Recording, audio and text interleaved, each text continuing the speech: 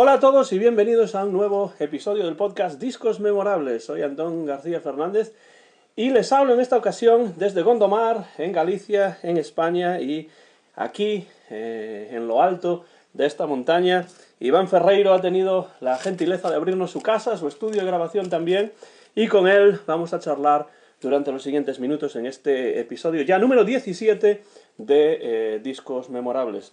Muchas gracias, Iván, por tenernos aquí y charlar con nosotros, sentarte aquí con nosotros a charlar. Un placer, estáis siempre invitados siempre que queráis y charlar, ya sabes que me gusta, o sea que nunca va a ser un problema, charlar nunca va a ser un problema.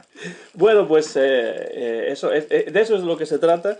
Y bueno, pues pronto este podcast se podrá escuchar en mi canal de YouTube, Antón GF. Esta casa es una verdadera maravilla. Para mí es la segunda vez que estoy aquí y me pregunto qué ventajas tiene esta casa como lugar de trabajo y también desde un punto de vista personal. Bueno, la verdad es que yo viví toda la vida en Vigo, yo fui urbanita, ¿no? Y pasaba los veranos aquí al lado en Migrán, en América, pero, pero a medida que empecé a trabajar y ir a Madrid me di cuenta que la gente en Madrid vivía más o menos lejos del centro, ¿no? Y que no les importaba coger el coche, ¿no? Y realmente la distancia de Gondomar a Vigo es menor que la que recorre un madrileño que lleva a las afueras de Madrid, ¿no? Y me di cuenta que era más barato todo, todo era más barato que en Vigo, ¿no? Entonces yo ya empecé a vivir en Gondomar, pues el primer piso que tuve era en el centro de Gondomar y valía 20.000 pesetas, ¿sabes? Era como, valía 90.000 pesetas un piso en Vigo y aquí valía 20.000, ¿no? Y entonces, pues la verdad es que yo pasé mi infancia, mis veranos aquí y realmente cada vez tenía más vida afuera, en Madrid, en Barcelona, ¿no? Entonces quería un sitio alejado, ¿no? Y luego por otro lado encontré esta casa, pues por casualidad, porque me iba a comprar otra, totalmente distinta en otro lugar, ¿no? Y la verdad es que cuando la vi ya estaba construida, es de un arquitecto de aquí de Vigo que se llama Martín Cominges, y la verdad es que me dio la sensación de que estaba construida para mí, ¿sabes? Tiene una estructura y una forma la casa que creo que no es para todo el mundo, ¿sabes? No tiene puertas en la parte de arriba prácticamente, excepto en las habitaciones, y es como abierta y tiene mucha luz y tengo un espacio y sobre todo es un sitio, si te fijas, que nadie me ve, ¿sabes? Puedo estar en mi casa y no hay ningún punto de ninguna carretera, que no es algo que buscara, ¿no? Pero que de repente me di cuenta que ese grado de intimidad, ¿no? En el que entro en mi casa y puedo estar en pelotas en la piscina o haciendo lo que sea y que nadie me puede ver y tengo un poco de intimidad, ¿no? Y realmente no sabía que echaba tanto menos la intimidad hasta que la tuve, ¿no? Y luego el espacio y la luz, lo que te decía, y tenía esta parte de abajo que era pues ese típico sitio donde hubieran hecho una bodega, ¿no? Cualquier ciudadano gallego normal hubiera hecho una bodega aquí para tener sus vinos, ¿no? Y yo en cuanto lo vi, pues metí toda mi cacharrada y creé esta especie de lugar, que es un cuarto de juegos realmente, ¿no? Y hay un añadido más a todo esto que te cuento, que es el ruido, ¿no? Es que puedo hacer ruido, no es que no haya ruido, porque hay una falsa creencia de que en el campo no hay ruido, ¿no? En el campo hay ruido todo el rato, hay perros, hay animales, hay coches que pasan carreteras lejanas, hay las bombas de los pueblos gallegos, que bueno, no sé si en muchos sitios sabrán cómo es esa tradición, ¿no? De que cada vez que hay una fiesta en una parroquia, pues echan bombas, ¿no? Entonces realmente aquí también fui el primero de este núcleo de vecinos que estamos aquí en venir y harto de molestar a la gente en los pisos, pues ahora molesto a la gente en el campo, pero los molesto mucho menos, ¿no? Y el hecho de poder tocar a cualquier hora del día, pues parece que no ver es el lujo máximo, ¿no? Hablabas de tu infancia en esta parte de Galicia y me pregunto al escucharte hablar de eso, no necesariamente cómo fue tu infancia, sino más bien cuáles son esos primeros recuerdos musicales que tú tienes de tus primeros años. No, yo pues, recuerdo siempre la vida con música, o sea, de los primeros recuerdos que tengo es lo que ya he contado, que me operaron de peritonitis cuando era pequeño. Vamos, como a Ringo Starr casi, ¿no? Tuve como una Algo así. apendicitis, tenía 3 años, tuve apendicitis y se puso mal, entonces me tuvieron que volver a operar y estuve como medio mal y yo recuerdo estar a punto de entrar en el quirófano en esa segunda operación y que me dijeran los médicos, pues en lugar de contar hacia atrás como deben hacer con la anestesia, pues me dijeron que cantara y canté El Rey de Vicente Fernández, que era una canción que me gustaba, ¿no? Y siempre ha habido música en mi casa, mi padre siempre ha puesto música, mi padre tocaba la guitarra, pues lo justo para poder hacer una buena fiesta en Nochebuena, ¿sabes? O sea, y entonces, no sé, siempre ha estado ahí. No separó, la vida de la música no se acaba de separarla, supongo que a mucha gente le pasa, ¿no? A mí, me refiero, tampoco conozco a nadie que diga, recuerdo el día que escuché por primera vez una canción, ¿no? Pero creo que la música está con nosotros siempre, ¿no? Y luego, en el momento en el que pasas de ser amateur a profesional, es un momento que se dan cuenta antes los demás que uno mismo, ¿no?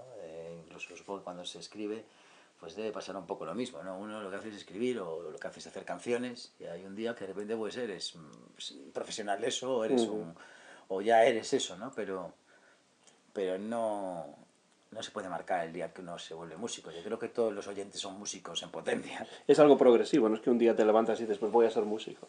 Sí, que de alguna manera, si yo si me atengo a la definición básica de lo que es la música, ¿sabes? Realmente todos los seres humanos son músicos, solo que hay músicos que la tocan y otros músicos que solo la escuchan, ¿no? Pero Bernstein decía que que la música es lo que uno siente cuando la escucha, es decir, si la música suena en el bosque y no hay nadie para escucharla, pues probablemente solo son ruidos en el bosque, ¿no? Tiene que haber un receptor para que exista la música, igual que tiene que haber un receptor para que exista un libro, ¿no? Claro, es como si escribes una novela y la pones en un cajón y realmente existe la novela, entonces, ¿no? realmente, si el que hace que exista la música es el receptor, ¿sabes? El músico, pues, es el receptor, no es el oyente, ¿no? Y además el músico... Que creo que me parece mucho más interesante que todo lo demás, o sea, todas las demás teorías, ¿sabes? Porque el músico tamiza también lo que escucha y... El músico lanza, igual que creo que todos los que lanzan cosas, hay gente que lanza información y otros que la recogen, y dependiendo de quién recoge y quién la coloca en un sitio o en otro, se convierte en movimientos culturales, o se convierte en ofensas, o se convierte en basura, ¿no? Pero creo que al final es el receptor el que convierte eso en música, o convierte eso en escultura, o convierte eso en lo que sea, ¿no? Y ya que hablas de movimientos culturales, esto que se llamó en España la movida, ¿no? De Madrid y la movida viguesa en los años 80, tú no participaste necesariamente activamente en ello, pero sí estabas allí de alguna manera como espectador, ¿no? Pero bueno, yo lo vi como un espectador de Cuenca, ¿eh? Me refiero que yo tenía un adolescente, entonces realmente no... Cuando pasaban esas cosas yo tenía 13, 14 años y además yo soy un tipo muy pequeñito que hasta los 24 años me pedían el carnet para 16, ¿sabes? En las discotecas. Entonces yo recuerdo ir a hablar de eso, a ir a mis primos, de venir a ver a Golpes o de venir a ver a Siniestro o lo que sea, ¿no? Pero a lo mejor yo la primera vez que pude entrar en el banco tenía a lo mejor 17 ya, ¿sabes? Y nunca vi, digamos, uno de esos conciertos míticos de los que se habla, pero sí recuerdo pues ese coletazo donde pues un miércoles en el banco de repente había dos grupos tocando y era un grupo inglés y un grupo alemán, ¿sabes? Y valía 300 pesetas, eso sí lo recuerdo, y un miércoles, ¿no? Y al día siguiente iba a haber otro... Y había esa cultura de no solo ir a ver a los grupos, sino de ir a tomarte una copa mientras toca un grupo, ¿no? Que también es una época muy chula, ¿sabes? Ahora me daría más coñazo, ¿no? Pero sí había esa cosa, ¿no? De como había grupos todo el rato, la gente pagaba, pero si queríais ir a la barra a charlar, charlaba, y eran grupos de rock, y era como grupos hechos para eso, ¿no? Para estar en el bar. Y me dio pena no vivirlo, claro, bien, ¿no? Ahora que se está hablando tanto de ello, tú mismo has publicado un nuevo disco que se llama Cena Recalentada, en el que haces un homenaje desde tu propio punto de vista a esa magnífica banda de esa época que era Golpes Bajos. Yo hablo muchas veces en mis clases de cultura y civilización españolas en la universidad, pues de la movida, ¿no? Como un movimiento que está ahí, del que se pueden aprender cosas. Pero ¿te parece quizá que la movida, tanto la madrileña, sobre todo la madrileña como la viguesa, quizá está un poco mitificada en algunos aspectos o no? Yo creo que realmente lo que pasó ahí es que venían del franquismo, hay una apertura total y bueno, pues de no verse un montón de cosas pasan a verse todas, y yo creo que acaban todo lo que no... Joder, yo creo que de alguna manera la movida representa todo lo que no estaba dentro de la cultura oficial franquista, ¿sabes? O dentro de esa línea, ¿no? Y cualquier cosa que ya no fuera eso, pues ya era moderno y era de puta madre, ¿no? Y realmente pues había un montón de prensa deseando poder escribir sobre cosas, había escritores deseando, ¿sabes? Me refiero, no solo... había gente queriendo hacerlo, sino gente queriendo contarlo, ¿no? Por eso supongo que parece mitificada, pero debió ser de puta madre estar en Madrid en el año 82 de copas, ¿sabes? Debía ser cojonudo, ¿sabes lo que te quiero decir? Me refiero. Entonces, debió ser una pequeña época dorada, pero bueno, de esas hay muchas a lo largo de la historia, ¿no? Y esta es una más, claro, pero... Y, que ya nos toca más y realmente cerca, yo ¿no? creo que es importante en ese sentido, en el sentido de que se abrieron las cosas. También yo soy bastante crítico con ciertas calidades, es decir, también considero que aparece el verdadero indie del que se habla ahora, el verdadero aparece en esa época y serían Alaska y los Pegamoides, sería Kaka Deluxe, que eran grupos que prácticamente no sabían tocar y tenían un mensaje que la mitad de las veces era un mensaje para provocar y para cantar lo que no les dejaban cantar. Pues Kaka Culo Pedo Pits, que me parece que es la reacción natural y lógica de la juventud cuando no puedes decir nada, ¿no? Pero también es cierto que ahora analizando toda la música que se hizo en España en toda esa época, pues creo que hay muchas canciones maravillosas, pero hay pocas cosas salvables como carreras enteras, digamos, ¿sabes? Es decir...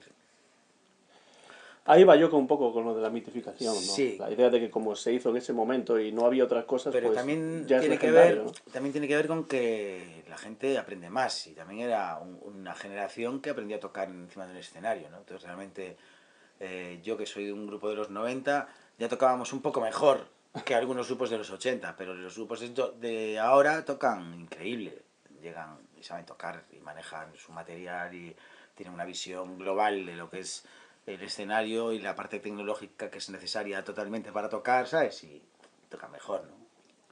Tampoco creo que ahora estén haciendo tampoco demasiadas bandas cosas de la hostia, ¿no? Y el tiempo lo dirá, ¿no? Pero sí creo que algunos consiguieron hacer 3 canciones más o menos graciosas, ganaron mucho dinero y siguieron haciendo esas 3 canciones durante 5 discos más, ¿sabes? Eso sí pasó. Bueno, eso sí que es algo de lo que no se te puede acusar a ti, porque tu carrera realmente tiene un amplio espectro de sonidos y de estilos y de influencias, ¿no? Y creo que eso es importante. Ya que hablabas de tu banda, eso obviamente nos referimos a Los Piratas, años 90. Yo recuerdo además pues escuchar muchas de esas canciones en la radio, verlos pósters, ¿no? por la ciudad de Vigo anunciando los conciertos. Y bueno, me parece una banda con un sonido, desde mi punto de vista, muy interesante, y me gustaría saber de dónde viene ese sonido. Es decir, cómo Los Piratas, en esos primeros 13 años de tu carrera profesional, además de éxito importante también en algunos casos, No mucho éxito, pero pero ¿cómo eso... se creó ese sonido? Realmente nosotros empezamos y no teníamos ni idea. Es decir, éramos unos chavales que queríamos montar un grupo y íbamos a ensayar, ¿no? Realmente, pues, nosotros probablemente somos la primera generación de músicos que componen grabando, ¿no? Y yo sí viví ese cambio, ¿no? De ese cambio en el que tú hacías una canción y la tocabas una guitarra española y la grababas en un radiocassette, ¿sabes? Y se la enseñabas a tu colega. Y entonces a lo mejor venía otro del grupo con otra guitarra y se la podía aprender contigo, ¿sabes? Pero tú realmente la oías solo en un local de ensayo donde la amplificación era totalmente deleznable, ¿sabes? Y conseguías dar una vuelta y explicar más o menos cómo era eso. Y en el caso de que tuvieras la suerte que fueras a grabar una maqueta, pues ibas a un estudio y había un señor allí que era el que manejaba el estudio, que era un gilipollas normalmente, ¿sabes? Y que su poder era tener un estudio, ¿sabes? Entonces llegabas allí y eso, como tuvieras poca pasta, pues te decía, bueno, pues te grabo en las horas que me sobran de estudio, ¿sabes? Entonces a lo mejor desde que empezabas a grabar tu canción, pues o ibas a toda hostia y no te daba tiempo a tener ningún tipo de idea, cuando realmente era la primera vez que oías la batería en condiciones, lo que tocaba bien el batería, lo que estaba haciendo bien el bajista, no sé qué, ya estabas prácticamente terminando, ¿sabes? Y luego a veces tienes que esperar un puto mes a que el tío te mezclara la canción de los cojones, ¿sabes? Me refiero a... O sea, desde mi punto de vista era un infierno, ¿sabes? Era un infierno. Y a mí me tocó así, pues al principio, ¿no? Pero yo tuve la suerte de que Pablo Vidal, que era el guitarrista de Club Naval, que era una orquesta de Vigo, un grupo que había ochentero increíble, de orquesta, ¿sabes? Que pues me hice amigo de él y me dejó un 4 pistas y una caja de ritmos. Entonces yo ya empecé a escribir grabando, tenía solo 4 pistas, pero iba tirando, ¿no? Y realmente nosotros nos ficha Warner y nos vamos a grabar a un estudio a Oxford increíble donde se grabó Tubular Bells y tal. Y fue una experiencia horrorosa, horrorosa porque teníamos a un productor de Vigo y a uno que pusieron inglés, ellos no se llevaban bien, nosotros no, joder, no controlábamos y realmente era como mucha presión de todo. Luego el productor era bastante hijo de puta, el de aquí, ¿sabes? Fue un cabrón, ¿sabes? Entonces realmente fue un amargue y teníamos como una mega estructura que era un estudio flipante en medio de Oxford que lo flipas, del que no podíamos sacarle prácticamente nada porque por otro lado los que estaban al mando, digamos, no estaban peleándose con sus pollas en lugar de barrer a favor del grupo. Entonces la primera experiencia fue realmente horrorosa, horrorosa. Y bueno, pues esto lo unes a que firmas con Warner y es una época que se venden muchos discos y pues eso, pues ya en el primer disco nos dimos cuenta que no íbamos a vender un puto disco, que era un infierno y tuvimos como una crisis hasta que conseguimos abandonar a esa manager que era la mujer de este productor y estar, digamos, en Warner ya con otro manager que es el manager que tengo ahora mismo, con Íñigo. Y a partir de ahí, realmente nuestro sonido, pues en el segundo disco trabajamos con Juan Luis Jiménez de Presuntos Implicados y con Vicente Sabater, que era su mano derecha, que era un teclista maravilloso y un técnico muy bueno. Y realmente nosotros ahí empezamos a... O sea, yo te diría que al principio es que nosotros llegamos a un estudio, estábamos aterrorizados y no tocábamos ni un botón, ¿sabes? Y cuando llegamos con Juan Luis y con Vicente, pues llega un grupo totalmente traumatizado, de venir de muy malas experiencias, y realmente, pues yo toqué no sé qué y pedí perdón, me dijo, no, no, mira, este estudio es tuyo, toca todo lo que quieras y pregunta todo lo que quieras y dime y hacednos las preguntas que queráis y os explicamos cómo funciona todo esto, ¿no? Entonces ya a partir de que empezamos a trabajar con Juan Luis y Vicente, pues el estudio pasó a ser parte, que nosotros ya usábamos grabadoras y realmente nosotros, pues para poder grabar una voz, como no teníamos un efecto de reverberación aparte, pues lo que hacíamos era enchufarle un amplificador de guitarra que sí que tenía, lo sacábamos por los cascos, pero te hace un proceso, la señal ya no es el sonido. Y realmente resultó que esa iba a acabar siendo mi forma natural de grabar y nuestra forma natural de grabar, que es procesar la señal y entender que un micrófono no es una oreja. ¿Sabes? Que es lo que la gente suele pensar. Claro. Un micrófono no es una oreja y la grabación es el arte de engañar al oído. ¿Sabes? Y todo ese mecanismo que es muy simple, el de la grabación, pues Juan Luis y Vicente nosotros ya veníamos como trabajando en ese camino, pero ya fue como... Y entonces ya, pues a partir de ahí, pues lo que no queríamos, bajo ningún caso, era que ningún disco sonara ni siquiera remotamente cercano al anterior. ¿Sabes? A eso me refería Y con lo eso es de... una búsqueda de sonido en sí mismo. Creo que realmente con esos dos conceptos de puedo tocar lo que yo quiero en el estudio y no hay nada dicho sobre el sonido, ¿sabes? Porque esa es la época en que aparece el Pro Tools, aparecen las grabadoras digitales y el momento en que yo con 24 o 25 años llego a un estudio, tengo un técnico de sonido que me está diciendo que eso no puedo hacerlo porque no le gusta cómo suena y le digo, estás despedido. Y puedo hacerlo porque de repente desaparece el científico. El científico necesario para hacer el trabajo desaparece y desde mi punto de vista se hace una limpieza en el sector, que es que todos los científicos capullos se van y ahora pues cuando trabajas con un técnico de sonido lo haces para que trabaje mejor que tú. Lo hace para hacerlo mejor que tú, porque tú ya sabes hacerlo. Y eso es muy importante. Pero de alguna manera tienes tú más control sobre Claro, lo claro, que como se tú ya hace. sabes hacerlo, el que viene tiene que hacerlo mejor que tú. Entonces ya tiene que ser creativo, tiene que ser alguien que te aporte, ¿sabes? Entonces realmente el trabajo, yo creo que el momento en que nos volvimos más autosuficientes algunos, hizo que, hizo que se entendiera que todos pueden saber, me refiero, el técnico puede saber de composición también, Claro. ¿sabes? Es un trabajo, es música, esto no tiene fronteras, hay gente que se empeña en cuanto desaparecieron esas fronteras, aparece el descubrimiento del sonido y la evolución del sonido por sí mismo, ya solo, ¿sabes? Me refiero, no... Y poder experimentar quizá en el estudio un poco Claro, con... ya te dedicas a grabar, es decir lo interesante es que un guitarrista que está en su casa grabando y está poniendo pedales, haciendo cosas, lo que hace es grabarlo ya. Y puede luego transportar esa pista a otro sitio y puede trabajar con el sonido como si fueran objetos. Y, y ya no solo eso, sino que solo la propia creación de tu propio sonido, desde que tienes una guitarra hasta que la metes en un pedal, la pasas por aquí, tacatá, tacatá, pues tienes pues millones de posibilidades. Y hoy en día ya pues tienes incluso pues tutoriales para decir, a ver, ¿cómo consigo que mi guitarra haga no sé qué? Y hay un fulano de Arkansas, ¿sabes? Explicándotelo increíble y diciéndote, mira, yo estoy usando este pedal, pero si no es este, puedes usar este o este o este. Es decir, y creo que todo eso, que empieza con eso de Juan Luis, de toca el botón y poder grabártelo tú, acaba en Zetangana, Rosalía, el trap, que son chavales que solo tienen un portátil, consiguieron un pedal de distorsión y un controlador de no sé qué, lo enchufan a su ordenador y cada uno se busca la fórmula para que lo que tenga haga lo que él necesita, ¿sabes?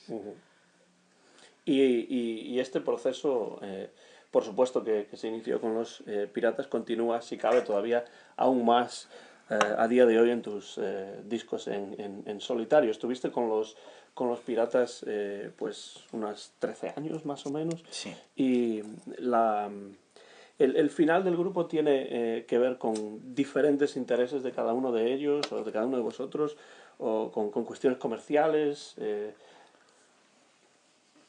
Mira, tiene que ver con... Evolución, quizá. Mira, todas las relaciones del mundo están viciadas y se vician. Cualquier relación entre dos personas, sea una pareja, un negocio, una asociación, ¿sabes lo que decir? Eso se vicia. Y realmente, en el caso de un grupo, es una asociación entre 5 individuos, ¿sabes? Que empiezan esa asociación en unas circunstancias y cuando pasan 13 años están en circunstancias completamente distintas que no hubieran imaginado ninguno, ya sea a nivel de que tienen hijos, me refiero. Es muy fácil hacer un pacto con tu pandilla con 18 años, de siempre juntos hasta la muerte, ¿sabes? Pero el día que uno tiene hijos y otro no, el otro dice, oye, juntos hasta la muerte por la democracia aquí, los cojones que ya tengo que ir a casa y tengo responsabilidades, ¿sabes? O a lo mejor el otro dice, oye, mira, estáis todos en plan responsable y yo me quiero ir por ahí a drogarme y a hacer lo que me salga. Me refiero, las libertades se ven muy afectadas en cuanto te limitas a una asociación, ¿no? Y en el caso de Piratas, realmente venía muy quemado todo. Y luego, pues están las inseguridades, están los miedos, está el hecho de que nosotros nos toca una década muy salvaje y realmente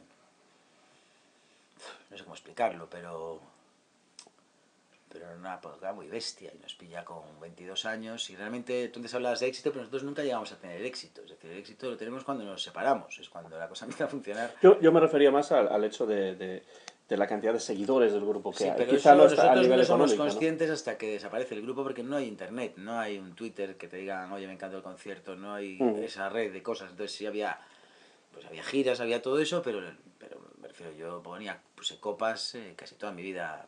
Los fines de semana pues iba y ponía whiskies y gin tonics, ¿sabes? En un bar para pagarme los gastos, me refiero, no era una cosa que hayamos disfrutado de repente que nos dé para comprarnos una casa ni nada parecido, ¿no? Pero que tampoco es importante, ¿no? Pero sí es cierto que también nos tocó una época muy salvaje a nivel de un cambio muy radical, de venir de los 80 y de que los ayuntamientos paguen todos los conciertos, que todo sea gratis, a que los grupos tengamos que enseñarle a la gente a que hay que pagar la puta entrada, que fue eterno. Fue eterno porque cada año que tú tienes que enseñar a la gente a pagar, pues en algo que están acostumbrados a que se lo regalen, pues es muy complicado. Claro, la cultura sí, siempre que sea gratis, ¿no? Entonces fue un trabajo tal, y luego fue muy salvaje a nivel vital, ¿sabes? Me refiero, era una España mucho más agresiva, era una época muy politoxicómana en muchos aspectos, éramos 5 descerebrados, realmente, no sé cómo explicarlo, ¿sabes? 5 putos locos, ¿sabes? En un sentido de... no teníamos ningún tipo de tutela de ninguna manera, ¿no? Realmente pues había influencias de muchas cosas todo el tiempo, ¿no? Desde cosas desde sustancias hasta ideológicas, ¿sabes? Y realmente, pues, cuando tienes 24 años, 25 años, estás en medio de la nada, no sabes ni en qué ciudad, ¿sabes? Y vas de un lugar a otro, pues hay un cierto descontrol, ¿sabes? Que no sé cómo explicarlo, pero de alguna manera me da la sensación de que estuvimos como a la deriva o al pairo o como sea, ¿sabes? A merced del viento, ¿sabes? Y que no sé cómo sobrevivimos de alguna manera en muchos aspectos, ¿no? Y que por lo menos conseguimos una unidad musical hasta el último día, ¿sabes lo que quiero decir? Lo demás puede que no sobreviviera, Lo ¿sabes? que no es poco tampoco. Pero realmente la tormenta fue una tormenta muy bestia y psicológicamente fue muy, muy heavy. Hasta el punto de que HAL 9000, pues el batería de Piratas que muere hace unos años, pues que era bipolar, realmente era tan loco todo que ni siquiera nos dimos cuenta de que nuestro compañero tenía un puto problema mental grave de salud, ¿sabes? Y que necesitaba ayuda, ¿sabes? Y realmente yo no sé cómo no, o sea, cómo no acabó peor con toda la tensión que era todo aquello, ¿no? Es decir, o sea, yo de esa época realmente solo salvo la música, si me pusiera a ello, ¿sabes? Solo salvo la música, el resto era un descontrol, ¿sabes? Y fue quizá por eso que durante un par de años te tomaste un respiro, fue Sí, sí, yo acabo algo... reventado, o sea, yo acabo muerto, o sea, acabo, acabo, o sea, con la pila prácticamente agotada, con el 1% de batería, ¿sabes? Y psicológicamente, pues también son, uno dijo, el otro no sé qué, me refiero, es como presión, la familia, el amigo, los amigos, o sea, es una cosa muy, Ujú. muy compleja, ¿sabes? Y realmente llega un momento que no te da. Entonces yo realmente lo que hago es irme, me meto en mi casa y me pongo a tocar los miércoles con mi hermano lo de As Ferreiro, que era tocar versiones, divertirnos y jugar al escenario, nada más, porque además también hay que entender una cosa, es decir, los conciertos de piratas no eran unos conciertos como los de las bandas que ves ahora, es decir, era una cosa de bandas que ves ahora en grupos de Nueva York o de fuera, hecha aquí, y era muy complejo. Era, o Ujú. sea, pues eso. Pues hay músicos que tocan conmigo ahora, cuando ven el montaje dicen, hostia, estabais procesando esto y pasándolo por aquí. Me refiero a una cosa interactiva de máquinas y seres humanos, que en el escenario no había nada programado, se programaba en el escenario, se tocaba y a lo mejor cogías la batería y la reprogramabas y era yo el que mientras cantaba iba procesando la batería, mientras el guitarrista estaba procesando la guitarra del otro, o procesaba mi voz, me refiero, era una movida Ujú. que era un puto Cristo, que era pues hermoso y flipante y alucinante. También llegó un momento que cuando ya a todo el mundo le gustaba, a nosotros ya nos daba igual, ¿sabes? Ya acabas exhausto, ¿no? De No, tanto. ya nos daba igual, me refiero. Habíamos, cada disco, hacíamos un disco y querían el anterior, siempre querían el anterior, ¿sabes? Y luego del anterior, que era el anterior, que era el que no habían querido, ¿sabes? Y entonces cuando hacíamos años 80 no queríamos volver a hacerla, íbamos a hacer otra cosa. Y entonces era todo el rato así. Y yo creo que el día que ya todo el mundo nos decía que éramos increíbles, ya nos dio, no, nos dio igual. Fue como, mira, iros a la mierda. En el fondo nunca nos importó.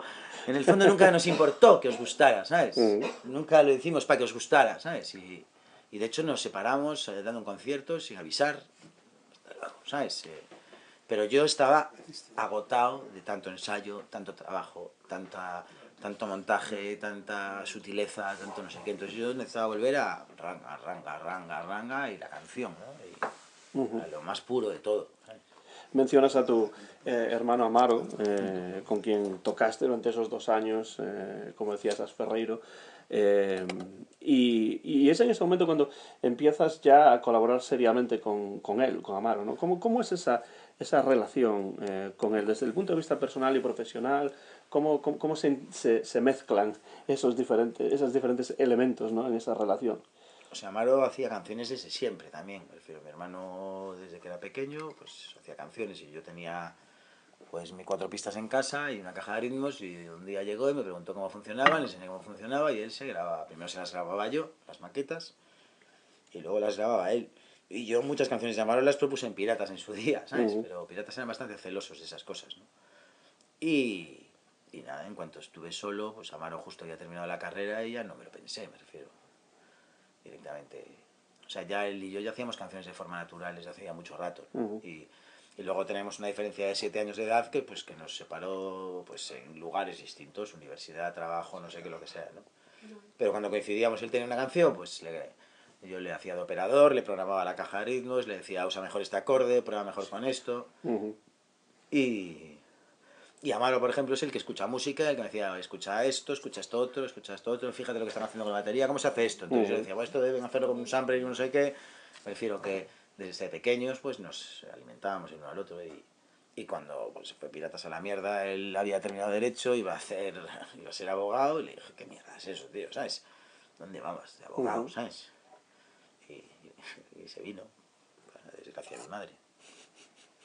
Existe también algo que me pareció curioso, allá por el año 2005, es decir, ya hace 13 años, que es eso del laboratorio Eñe, ¿no? Eso fue Son sopladas un que... proyecto experimental. ¿Cómo puedes describir ese proyecto, esa experiencia? Verás, para ir a América normalmente se iba con la Fundación Autor, tenía una cosa que era Rock en Eñe, ¿no? Que era como llevar grupos españoles a Latinoamérica y grupos latinoamericanos a España. Y un año, pues, una noche, pues este mismo tío del Rock en Eñe me presentó a Quique González. Entonces, pues, yo estaba por Madrid, me llamaron y fuimos a un bar y luego fuimos a ver a Nacho Vegas que tocaba o algo así. Y hablando con Quique, yo le decía, joder, con lo que valen los billetes de avión, lo que pagan estos hoteles, no sé qué, si juntamos lo nuestro, nos pagamos los billetes, nos alquilamos un piso y nos vamos en 15 días. ¿Sabes? Y entonces, bajo esa premisa, empecé a hablar con este, con el otro, luego hablé con una productora, que era David Martínez, que trabajaba en voz audiovisual, y dijo, hostia, si vais, si me dejáis rodarlo, pues yo pues os pongo no sé cuánto. Entonces empezamos Kike y yo, de repente ya metimos a Soel, de repente metimos a nuestros músicos, de repente metimos a Pereza, de repente a no sé quién, y vamos metiendo gente. Y realmente era la nada misma, ¿sabes? Era como... La idea era irnos a Argentina, ¿sabes? Y estar allí. Entonces alquilamos como un estudio que había a las afueras, y llegamos allí y... hostia, y llegamos y había como mogollón de bandas argentinas que querían venir a trabajar con nosotros, ¿sabes? Y nosotros en el fondo en Habitat ni nos conocíamos entre nosotros bien todavía. Y entonces al principio empezaron a llegar grupos hasta que lo paramos y dijimos que no venga nadie, ¿sabes? Y nos dedicamos a charlar, a grabar, ¿sabes? Pues a eso, a hacer canciones, a grabar, a hablar de la vida, a comer asado y tal. Y luego había unos haciendo un documental que al final nunca salió porque en el fondo también les habíamos dicho, oye, igual no sale nada de aquí, ¿sabes? Lo cierto es que de ahí salieron muchas canciones de discos para Kike, para Leida, para todos sacaron como canciones de ahí, yo también saqué alguna. Y para eso sirvió, ¿sabes? O sea, para estafar a alguien que nos pagó un viaje por nada, ¿sabes? Para una vez que estafamos nosotros. Yo que vivo en los Estados Unidos y veo que la música en español empieza a tener cada vez más importancia allí, por lo menos más presencia, ¿no? Cierto tipo de música en español, claro, no toda la música en español. Para un artista español como tú, que canta en español y compone en español y lleva mucho tiempo haciéndolo, ¿cuáles son las dificultades para entrar en ese territorio musical americano? Mira, lo primero es que hay que entender que la música tiene fronteras. Aunque la gente dice que la música es una cosa sin fronteras, es mentira. Yo lo explicaría, pues eso, hay músicas territoriales, que pues por lo que sea en una década o en unos años en un país suena y se ve. O sea, entonces supongo que deberíamos definir pop, ¿no? Y la música pop tiene que ver, o lo que es pop, tiene que ver con la memoria colectiva de una sociedad. Entonces en España tenemos los 80 como algo pop, y suena cualquier cosa de los 80 y a todos nos lleva a un momento, y a un lugar y a una serie de emociones, ¿no? Pero yo me doy cuenta que cuando yo digo el pop mexicano de los 80, ¿sabes? Hay grupos que son míticos allí y a mí no me llegan, porque hay algo cultural que no tiene nada que ver conmigo y no lo viví en ese momento, ¿no? Y yo me doy cuenta como a los mexicanos, a los argentinos, a los chilenos, a los dominicanos, tú les pones, te dicen, a ver, pues Alex Ferreira, ¿no? Que es dominicano, vemos mucha música. Tú le pones de los 80 cosas y hay cosas que le llegan y flipa, porque realmente tienen algo de otro país y de otra cultura que le matan, y otras que son totalmente ajenas, ¿no? Yo diría que, por ejemplo, Golpes es ajeno a casi todo el mundo, excepto a una pequeña parte de los españoles, ¿sabes? Entonces, en el caso del mercado americano, lo primero es que los que escuchan música en español son los mexicanos y Los los latinos, ¿no? latinos, Como ¿no? dicen, sí. Los latinos, ¿no? Y realmente ahí se entra por México, no se entra por Estados Unidos. Es decir, eh, o entras a nivel mundial como Rosalía, que hace como una jugada maravillosa y entra muy fuerte ya, pero está entrándole a un mercado muy claro, ¿no? Y realmente es un mercado fuertísimo. Lo que pasa es que lo que yo hago no existe en América. Es decir, nosotros hablamos de los estilos, pero el indie, como lo entendemos en España, que es pop español, no existen grupos mexicanos que hagan esa música. Para ellos el indie mexicano es una música completamente distinta al indie español. Es una música que contiene una serie de elementos que nunca estarían relacionados con la música de aquí, ¿sabes? Entonces, claro, pues indie es Julieta Venegas, es indie. Ujú. ¿Entiendes? Que para nosotros es, digamos, en España, pues no la meteríamos dentro de esa faceta, ¿no? Entonces realmente, pues eso, por ejemplo, es increíble que Love of Lesbian estén funcionando muy bien, porque realmente, pues yo creo que funcionan porque tienen algo latino, pero tienen algo europeo, Ujú. ¿sabes? Algo europeo que no existe, pero eso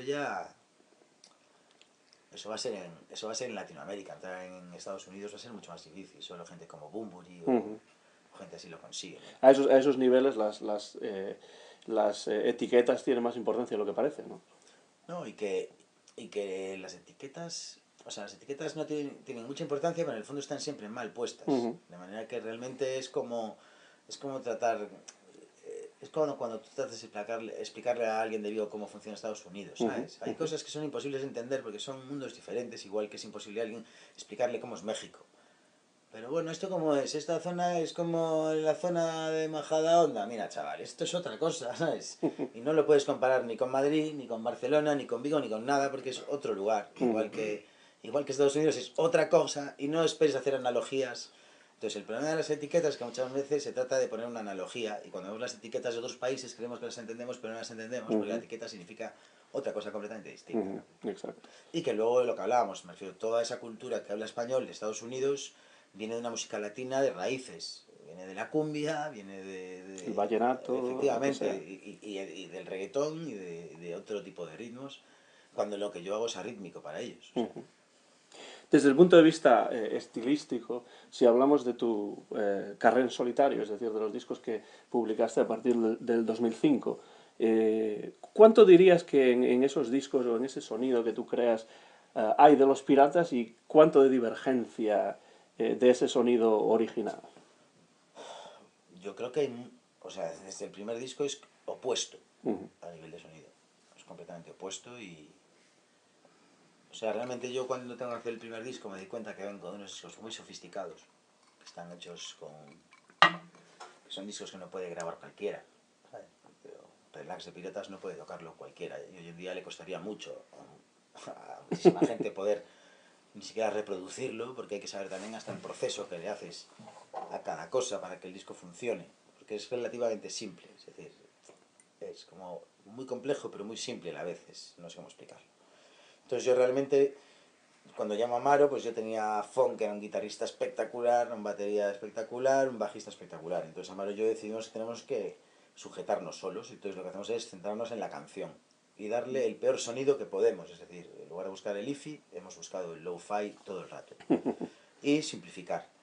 Pero en el fondo lo que yo también quería era decir, oye, toda esta sofisticación está construida encima de una letra de puta madre, Ujú. una melodía de puta madre y una parte de puta madre, y en el fondo entre nosotros quería un poco cagarme en lo que tenía antes, ¿sabes? Y darle una patada y decir, mira, sin todo esto lo voy a hacer igual, ¿no? Y básicamente creo que es lo que hicimos, ¿no? Ujú. Centrarnos en la canción y decir, nos da igual todo lo demás. Y ya pues llevamos ya eso al extremo, porque ya no pillamos ni banda, solo pillamos un batería, yo cogí una guitarra que tengo por ahí, no sé si la tengo ahí, mira. Yo, pues eso, estaba hasta la polla de discutir con los bajistas, ¿sabes? Entonces me hice este bajo, que es una guitarra con una cuerda de bajo, de manera que es muy fácil de tocar. Creo que la podría Es tocar un hasta yo, bajo ¿no? hecho Me para parece. los que no saben tocar nada, ¿sabes? Entonces con esto me fui de gira y yo era el bajista. Entonces también por otro lado dejé de ser el frontman, de tener el micro en la mano para tener las manos ocupadas todo el rato, me refiero. Lo que traté es de irme al lado contrario, Ujú. ¿sabes?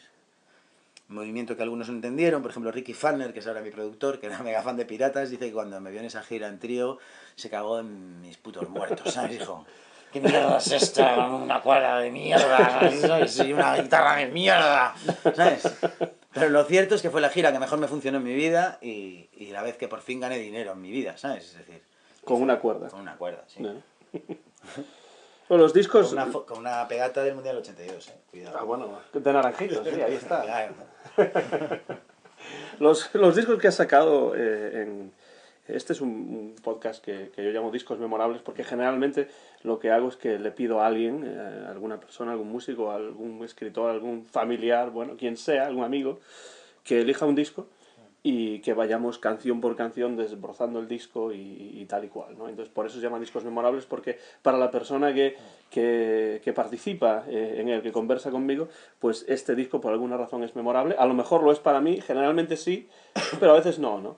Entonces esto obviamente no lo podemos hacer en este podcast porque tienes muchos discos y no vamos a ir canción por canción. Pero sí me gustaría, si es posible, tengo aquí algunos de estos discos, que de alguna manera describieses brevemente con cada uno de ellos qué es lo que te evoca ese disco. ¿Tú crees que eso se puede hacer o no sería difícil? Pues el primero es Canciones para el tiempo y la distancia, del año 2005, y ese es el primero en solitario. Sí, pues ese a mí me parece que es el disco de la libertad, ¿sabes? Un disco en el que realmente buscaba la libertad y sobre todo buscaba reformular. Estaba todo el mundo dándole vueltas a lo que era la música nueva, o el indie, o el pop, o lo que fuera, y me apetecía reformular desde un lugar de... Yo para mí creo que está hecho con mucha alevosía, son 10 canciones, una versión de Julio Iglesias, o sea, que eso es algo que estaba muy mal visto, un disco que dura 34 minutos, ¿sabes? Pero quería que todas las canciones fueran la mejor canción posible y que fueran muy sencillas de alguna manera y muy complejas a la vez y que no hubiera ni solos de guitarra. De hecho creo que no tiene ni platos. Creo que me negué a que el batería le diera el plato, ¿sabes? Solo hay Charles cerrado, Charles abierto y Raid, ¿sabes? Y creo que algunos me metieron de cabrones en la mezcla, pero... Y está grabado en una casa en Finisterre, ¿sabes? Entonces mi idea era, solo hace falta que las canciones sean buenas. Y si tengo que recolocarme en mi carrera otra vez y tengo que conseguir superar a mi grupo, pues la única manera es con lo que tengo, que es la canción. Entonces tengo que eliminar todo lo demás. O sea, no puedo... Porque a mí me ofrecían irme a Nueva York a grabar con la banda de Dylan, ¿sabes? Porque claro, en Warner estaban encantados y me ofrecían. Y dije, no, tiene que ser lo mínimo. Y yo para mí es, pues de mis discos favoritos. El siguiente es las 7:30 del año 2006, y este tiene incluso menos canciones que el anterior, ¿no? Tiene 8 canciones, por eso son 7:30, una es muy cortita. Y realmente este disco lo fuimos componiendo mientras estábamos en la gira Canciones para el tiempo y la distancia. Y, y ese disco, pues yo estaba en una época de mierda de mi vida y realmente no recuerdo la grabación. Lo grabamos en 3 días en un estudio. Yo estaba deprimido y en muy mala época. Tengo algunos flashes de grabar una cosa, está grabado como en directo todo, o sobre maquetas. Eran mis maquetas o grabando encima. Y no me acuerdo mucho. Y después recuerdo que unos meses más tarde llegué a Madrid, me llamó Rosillo, que es un técnico, y me dijo, Iván, ¿qué? Estoy mezclando tu disco. Y yo, ¿qué disco? Entonces me fui para allí y fue guay porque lo oí.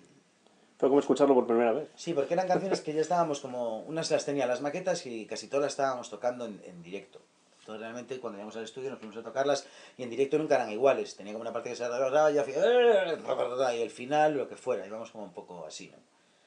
Y entonces pues eso, no me acordaba muy bien cómo estaba cantado ni nada. Y nada, lo mezclamos, nos nominaron a los Grammys latinos ese año. No, eso suena bien. O sea, el disco que menos me enteré en mi vida, ¿sabes? Y luego el día que lo presentamos fue el día que acabamos la gira. De la otra acabamos la gira presentándolo y nos fuimos para casa, ¿sabes? O sea, y la verdad es que es un disco que me encanta. Es un disco muy triste. El siguiente, que estuvo envuelto en una cierta polémica con la casa discográfica, según puedo recordar, es del 2008 y se llama Mentiroso, Mentiroso.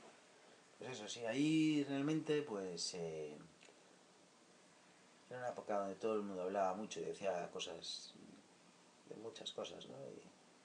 Y era un disco que iba sobre las mentiras y las verdades, ¿no? Y como realmente en cuanto el lenguaje toca cualquier idea ya está mintiendo y la está transformando, ¿no? No tiene que haber una mala fe en ello, pero por eso existe la poesía, ¿no? Porque el propio uso de las palabras hace que ya cambie lo que está pasando, ¿no? Y por otro lado, pues creo que era un disco como muy teatral, ¿sabes? La verdad me lo pasé muy bien haciéndolo, porque además coincidió que pues, yo tuve insomnio y muchos años y es cuando me curé del insomnio. Entonces, pues es un disco que lo escribí súper rápido, ¿sabes? Lo escribía... pero sin darme cuenta iba escribiendo, y me lo pasé muy bien escribiendo. Y luego lo regalé por internet y tuve ahí un pequeño problema con uno de la compañía y le llamé garrapata por internet, pero me gané el respeto del resto de la compañía también, me refiero, la lié bastante parda. Y la verdad es que fue cojonudo porque tuve como 80.000 descargas en 24 horas y toqué 2 veces en la Riviera antes de salir el disco, ¿sabes? Y vendí las entradas en 24 horas, ¿sabes? Y entonces decían que no servía para nada y les dije que les dieran por el culo. Sí, los de las discográficas siempre Sí, además yo controlan. lo quería hacer con ellos, diciendo, hagámoslo en connivencia, los dos juntos, ¿sabes? Y se resistían, ¿sabes? Pero bueno, al final, Visionarios, ¿no? En cierto modo. al final me refiero, también lo cierto, es decir, que lo malo de ciertas compañías y de mi compañía en concreto es que en el fondo, pues eso, ellos trabajan en España, pero es una estructura muy grande, hasta el que manda en Nueva York, ¿sabes? En el caso de Warner es la gente no lo sabe, pero es una independiente, no sé si lo sabes, ¿no? Sí, sí. Warner es una compañía Sí, independiente. no era una de las majors originalmente en los Y ahora Estados es una Unidos. de Sí. las majors, es de la pequeñita, porque realmente es independiente. Entonces realmente, volvemos un poco a lo que hablabas de América, es decir, realmente Warner España, ¿sabes? Era Draw antes y se juntan y que son esta gente, yo llevo trabajando ahí toda mi vida y es una compañía que conozco bien. Realmente tienes que entender que cuando ellos tienen que pedir pues adelantos de dinero, presupuestos, cosas para artistas españoles, cuando se lo tienen que explicar al abogado americano, flipa el abogado americano porque hay que entender el mercado español, ¿no? Entonces yo me los imagino a ellos pidiéndoles un favor para un tal Iván Ferreiro, ¿sabes? Y los tíos dicen, pero si vende 15.000 discos de mierda, ¿sabes? ¿Sabes? Y nosotros sacamos 15.000 para promocionar y ellos tienen que explicarle, oye, mira, esto es ser muy grande en España, ¿sabes? Me refiero, somos un país muy particular, ¿sabes lo que quiero decir? Entonces, claro, cambiar la mentalidad, lo que hablábamos antes, o sea, cambiarla de tu oficina ya es complicado, pero que el de tu oficina se acaba de convencer al tipo de Nueva York ya es un camino bastante potente, ¿no? Entonces yo realmente entré muchas veces rompiendo todos los platos, ¿sabes? Que fue la única manera, porque en el fondo también había tanto marrón que no iban a denunciarme, ¿sabes? Me refiero, me aproveché un poco de la situación, ¿no? Y, y realmente yo realmente lo que quería era que pasara lo que pasa ahora, que es que cuando se estrena mi disco está en Spotify, en no sé dónde, y les dije, mira, necesitamos que los relojes sean nuestros, ¿sabes? Y cada vez que nosotros sacamos un disco y lo ponemos en la FNAC, en una hora está el disco colgado en 85 plataformas, no tenemos ni idea de cuánta gente se está bajando nuestro disco. Entonces necesitamos bajarlo desde el mismo sitio para decir, nos escuchan 73.427 personas, que es la tendencia con Spotify y con las estadísticas y todo esto, ¿no? Entonces yo más bien tenía esa historia. Y yo realmente, pues, ese año que fue de los primeros años y tal, pues lo que tenías que meter, lo único que te pedía que metieras era tu código postal. Para saber cuántos se habían bajado en Zamora, cuántos en Asturias y cuántos en no sé dónde, ¿no? Y la verdad es que la gira fue una gira cojonuda, gracias a eso. También es cierto que fue el último año, digamos, que después a partir de ahí empezamos a pagarle una parte de nuestro management a las compañías, ¿sabes? Y a mí que no me la iban a pedir porque yo iba un poco a mi bola y tal, fue cuando me di cuenta ya que ellos empezaban a vender tan pocos discos y nosotros a tocar tanto que realmente ya era el momento de que si yo quería que me pagaran el presupuesto tenía que darles una parte del directo. Claro. El siguiente de los discos tiene un título que a mí me parece fascinante, que es Picnic Extraterrestre, y este es del año 2010. Y se está grabado aquí también, en esta casa. Fue Aquí. el primero que grabé aquí. Y Picnic, pues, Picnic es un disco... Es la abeja negra de mis discos, ¿sabes? Es ese disco que... En verdad es un disco de ciencia ficción, ¿sabes? Desde mi punto de vista, ¿sabes? Y es un disco de ciencia ficción en el sentido que se mueve, creo que tanto espacial como temporalmente puedes colocarlo en cualquier momento y puedes colocar una frase en un tiempo y la siguiente en el pasado, en el futuro, en el presente, donde te dé la gana para que el disco cobre vida, ¿sabes? Por otro lado, a nivel de sonido, es un disco que me gusta mucho porque es muy artificial, ¿sabes? Y bueno, para mí tiene que ver con... Yo creo que cada vez que haces vas haciendo discos y hay discos que funcionan bien, otros mejor, otros peor, y hay discos que te dan créditos, ¿no? Y yo creo que el crédito hay que saber cargárselo, ¿sabes? Entonces para mí Picnic es un poco un disco suicida que sabía que no le iba a gustar a la gente. Es el momento que te dicen, haz lo que tú quieras, tal. Todo el mundo tiende a decirte de buena fe que hagas lo que tú quieras, pero es mentira. Ellos lo que quieren es que hagan lo que ellos creen que es lo mejor para ti. Pero que parezca que lo haces tú de Claro, motu ojalá propio. tú quisieras lo que ellos quieren, ¿sabes? Pero cuando realmente tú haces exactamente lo que tú quieres, jamás se queda nadie contento, ¿sabes? Y en este caso, sobre todo cuando lo que tú quieres tiene un toque de amargura, ¿sabes? Y está jugando con otras cosas, ¿no? Entonces yo creo que Ping es un disco muy más complicado de lo que la gente cree, ¿sabes? Y luego creo que es un disco que en su momento no se entendió bien, ahora creo que empiezan a entenderlo, ¿sabes? Pero porque creo que es un disco que es... hubo gente que lo vio como amargado, como chungo, ¿sabes? Y yo creo que sí que contiene la amargura, pero creo que es un disco súper luminoso, ¿sabes? Pero entiendo que a lo mejor, pues a veces, pues mi forma de ver la luz no es como la de los demás, ¿no? Pero a mí es un disco que me gusta. También es el disco en el que me metí en el ostión de mi vida y me arruiné. Porque también coincidió con la crisis en España, coincidió con un montón de cosas, coincidió con la irrupción de los medios en Internet, en el sentido de que hasta entonces no leían Internet y de pronto empezaron a hacerse unos vagos y a copiar y pegar todo lo que venía. Entonces, por ejemplo, había discos como el mío, el de Soel, que de repente es esa época que salía el disco y el que no le gusta siempre suele ser el primero en escribir, ¿sabes? El que le gusta un disco suele quedarse en su casa escuchándolo y el que no le gusta suele ir a internet a decir que es una mierda, ¿no? Cosa que me parece de puta madre, ¿eh? Y coincidió que se ve que cuando ponías Iván Ferreiro, Picnic Extraterrestre o Deluxe, no sé qué, no sé cuál era el título de su disco, el primero que salía era uno que no le había gustado nada, ¿sabes? Y todos los periódicos copiaron y pegaron eso, ¿sabes? En Y lugar de los escucharse el pusieron disco, ahí, claro. sí, sí, sí. Y lo pusieron ahí, ¿no? Y entonces fue un año muy curioso, porque por un lado, pues se derrumbó la industria, se derrumbó absolutamente. Además yo creo que es cuando hacen lo del IVA y toda esa mierda y tal. Y entonces de pronto, pues se cayó el calendario. Y entonces, pues festivales iban a hacerse, nos hicieron, conciertos iban a hacerse, nos hicieron. Conciertos, por ejemplo, hay zonas donde, pues imagínate una región de España, Santander, Coruña, Sevilla, lo que sea, ¿no? Pues hay un promotor que el tío pues vive de hacer promociones, de hacer conciertos. Entonces a lo mejor el tío siempre está acostumbrado en febrero o marzo a hacer un concierto grande en un pabellón, pues tipo Coti, Alex Subago, Malú, ¿sabes? Alguna de este tipo, ¿no? Y él suele hacer ese concierto y con lo que saca de ese concierto, luego monta 3 o 4 pequeños en unas salas, monta, ¿sabes? Tiene como una serie de tamaños de grupos y hace un poco todos. Pero a lo mejor ese año, pues con el primer concierto, palmó el tío, ¿sabes? Y claro, en un concierto grande, cuando no vendes, pierdes dinero. Y entonces ya no montas ninguno de los otros conciertos que tienes porque ya no tienes liquidez, ¿no? Entonces de repente era como un año que empezó con un montón de conciertos y a todas las bandas de repente nos fueron desapareciendo del calendario, ¿sabes? Y fue una catombe. En el siguiente de los discos sí que tienes alguna canción, alguna versión de una canción antigua de Los Piratas, ¿no? Se llama Confesiones de un artista de mierda. Ese título sorprenderá a muchos, ¿no? ¿Por qué ese título? Bueno, es el título de una novela de Philip K. Dick, que es la única que no es ciencia ficción de Philip K. Dick, ¿no?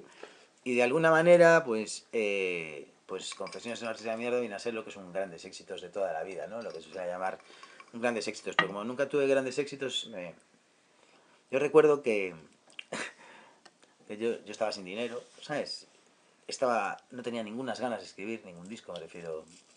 ¿Sabes? Hay temporadas que uno no tiene putas ganas de escribir nada. No tenía ganas de nada. Y en el fondo, lo que yo tenía ganas era de proponerle a la compañía, pues un disco como este, ¿sabes? Y entonces ya se lo iba a proponer yo, pero de repente me llama mi manager diciendo, mira, te van a llamar y te van a proponer algo, porque saben que yo no soy muy amigo de los recopilatorios o de los discos en directo y de cosas así, ¿no? Y entonces yo dejé que me lo pidieran para aceptar, ¿sabes? Pero ya lo tenías Para pensado. aceptar, ¿sabes? Cuando realmente tal. Y luego, por otro lado, son discos que muchas veces son necesarios. Porque yo entiendo que mi carrera despista mucho, ¿sabes? Que para alguien que de repente pues no haya seguido eso desde el principio o tal, de repente encontrarte con que estás oyendo Picnic Extraterrestre y te gusta una y dices que me pongo a escuchar y te encuentras con todo lo de piratas, todo lo otro y dices, hostia, ¿qué escucho, no? Y entonces pues nada, montamos Confesiones y empecé a montar ya una banda mucho más, ya venía como rellenando mi banda, ¿sabes? Y ahí ya empezamos a ser casi los que estamos ahora, ¿no? Prácticamente. Y la verdad es que eso fue un gusto de disco, lo grabamos así en un par de días y es un disco que me trajo muchas satisfacciones y también me trajo que yo que nunca había tocado solo, ¿sabes? Siempre tocaba con alguien, pues fue la primera vez que empecé a irme de gira yo solo con el piano, ¿no? Y entonces justo esa época coincidió con conciertos con la banda y luego pues que yo empecé a irme con el piano por toda España y la verdad que eso, tenía 42 años y de repente estaba empezando a tocar el piano, ¿sabes? ¿En qué sentido cambia la experiencia estando solo ahí ante el público con un piano delante y un micrófono? Pues fue maravilloso porque no lo había experimentado casi nunca, ¿sabes? Mm. Solo una vez había tocado yo solo, una cosita de Ray de Oliva, digamos el concierto entero, ¿no? Entonces, pues la verdad es que yo también estaba como un poco cansado de que me cuiden, de que me acompañen, de que todo Ujú. eso, ¿no? Entonces realmente esa gira de pronto me iba yo solo, o sea, no venía ni Manolo, mi road manager, ni técnico de sonido, ni nada.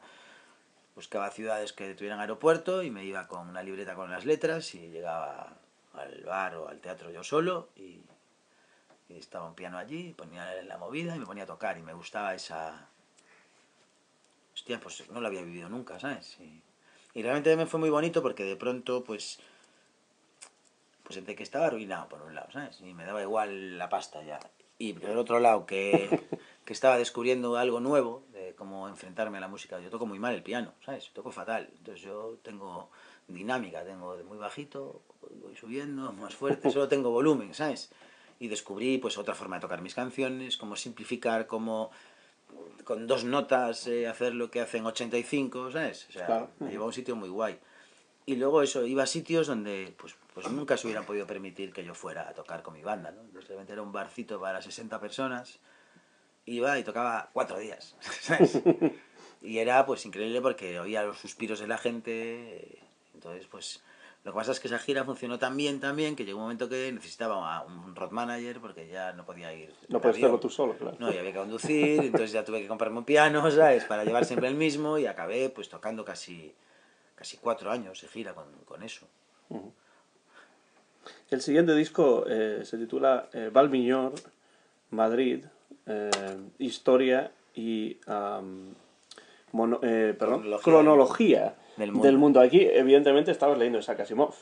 Sí, sí, lo tenía para arriba el libro, ¿no? Y a mí me hacía gracia la idea de escribir una... O sea, esa idea de alguien que decide escribir una enciclopedia sin tener ni puta idea de nada, ¿no? ¿Sabes? Es decir, siempre son como unos tíos súper cultos, ¿no? Pero me imaginaba a un advenedizo diciendo voy a escribir la historia de la cronología del mundo, ¿sabes? Y esa idea de la enciclopedia de alguien pensando que todo lo que él sabe que lo va a poner en un libro, ¿no?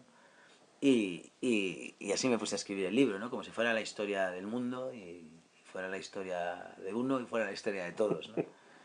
Y luego yo creo que es un disco que Maro y yo ya no queríamos hacer un disco triste, Ujú. ¿sabes? Era como... Dicen que siempre hacemos discos tristes, vamos a hacer un disco alegre, que es mucho más jodido que hacer discos tristes, ya te lo digo.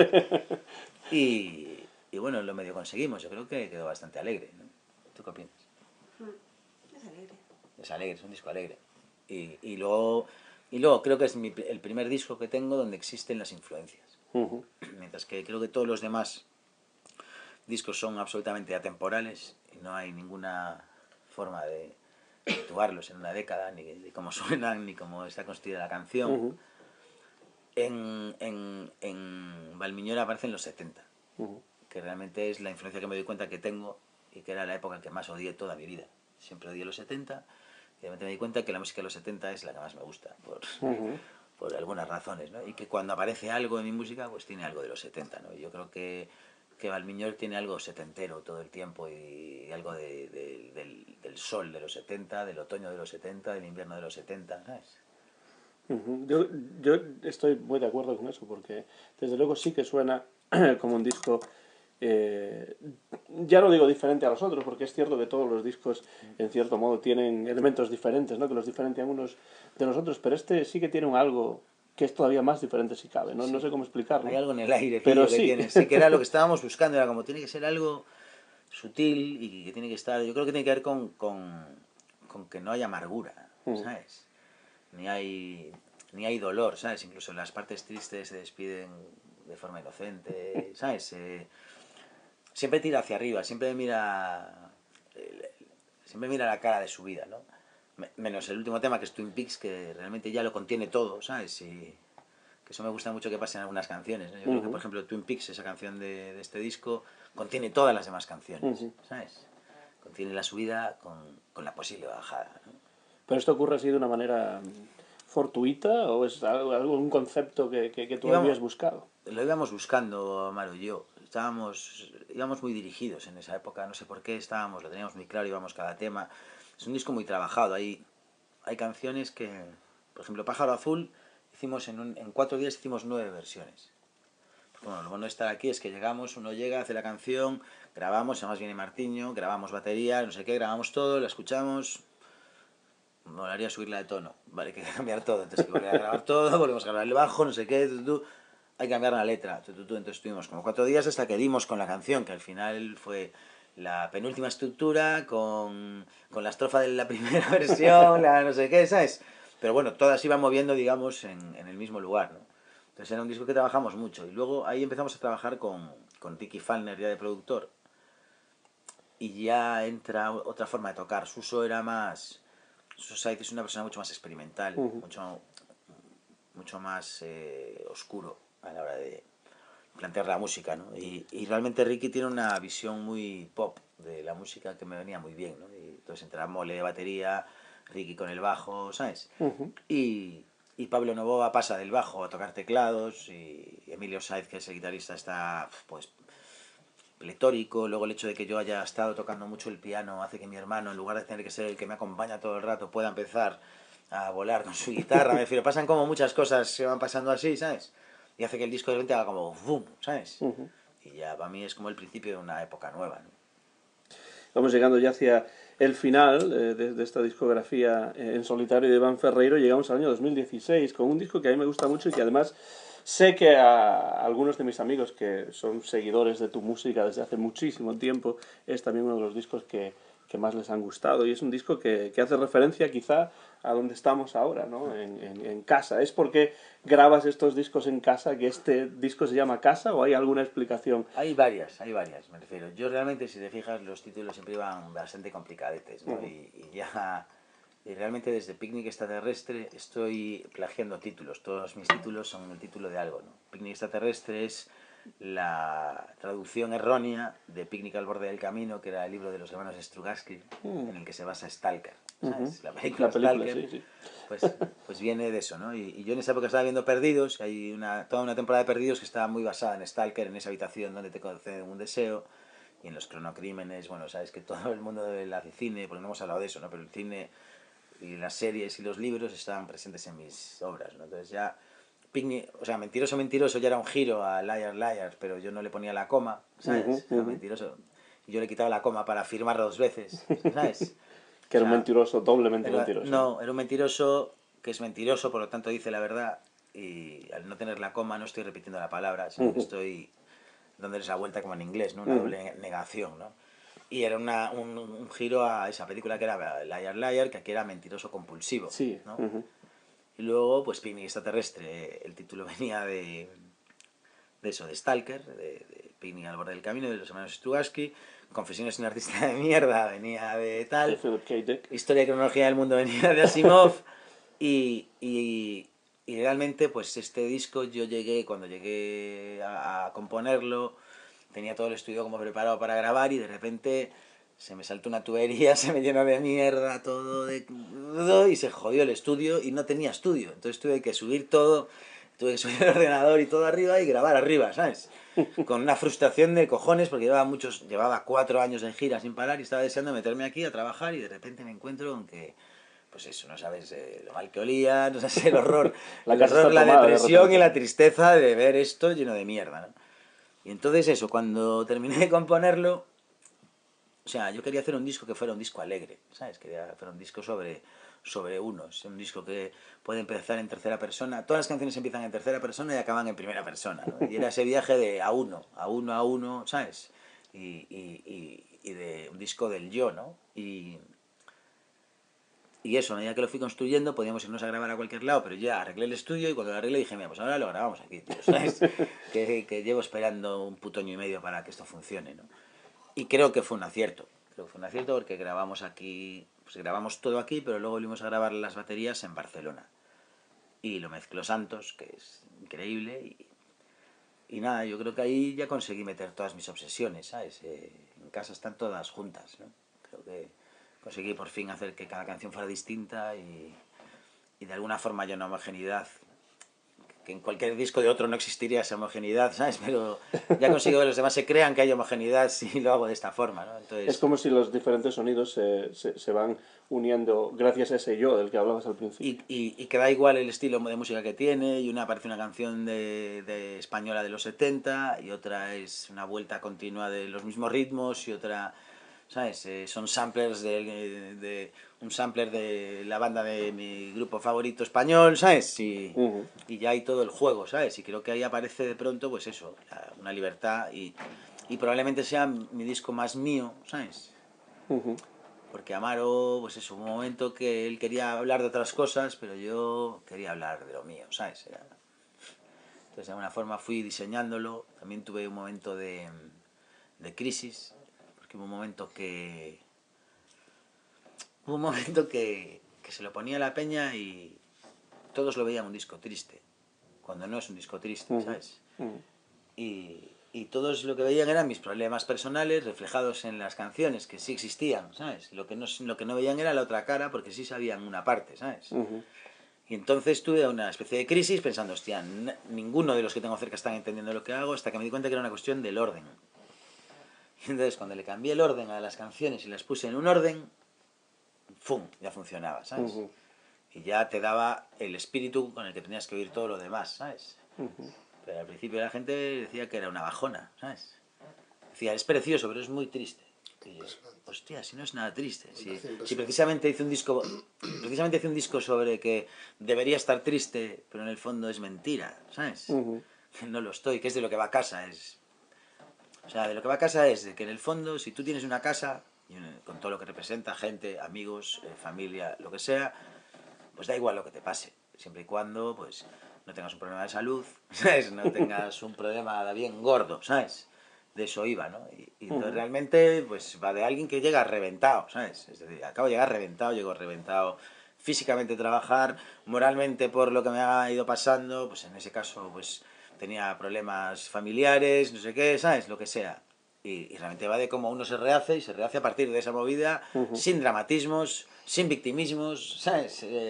Sin disculpas, ¿sabes? Pero un poco de decepción. ¿Qué? Pero un poco como decepcionado de algunas cosas. Se te nota ahí. Decepcionado pero entero.